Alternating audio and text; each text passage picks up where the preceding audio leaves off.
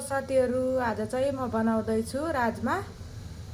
यो चाहिँ Sunday specially राजमा आफ्नो घरमा बनाउँदै छु म चाहिँ। हेर्न सक्नुहुन्छ राजमालाई चाहिँ मैले पहिला बोइल गरेर राखिसकेको छु। अब चाहिँ म मसला रेडी गर्दै छु। म कढाई चाहिँ राखिसकेको छु मैले। अब यसमा चाहिँ म तेल हाल्दै छु। यो चाहिँ तेल,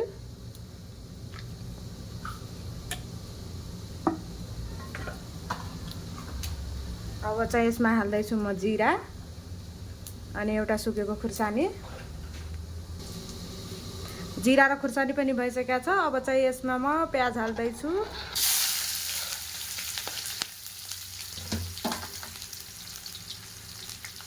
अब चाहिँ प्याजलाई पनि म मजाले फ्राई गर्दै छु। अब चाहिँ प्याज पनि भइसकेको छ।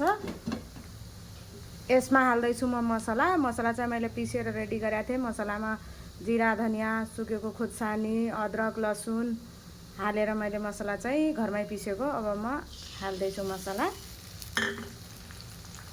मसलालाई पनि मजाले फ्राई गर्दै छु म चाहिँ। अब यसमा हाल्दै छु हल्दी। हल्दी चाहिँ हालेको छैन मैले। यो चाहिँ हल्दी। अब हाल्दै छु म स्वाद अनुसार नुन।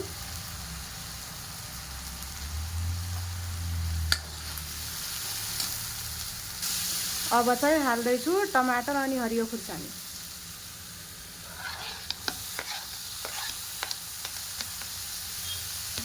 अब चाहिँ मजाले मिक्स गर्दै छु म। मिक्स चाहिँ भइसकेको छ। अब यसमा चाहिँ म ढक्कन लगाउँदै छु। ढक्कन लगाएर 5 मिनेट पकाउनु पर्छ मसलालाई। अब चाहिँ मसला पनि भइसकेको छ। अब यसमा हाल्दै छु म राजमा।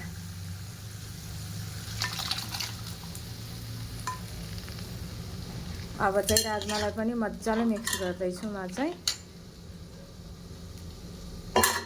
अब हाल्दै छु यसमा थोरै पानी। फेरि यो पानीलाई 10 मिनेट पकाउनु पर्छ। अब चाहिँ बनिसक्यो राजमा। राजमा चाहिँ म हाल्दै छु धनिया।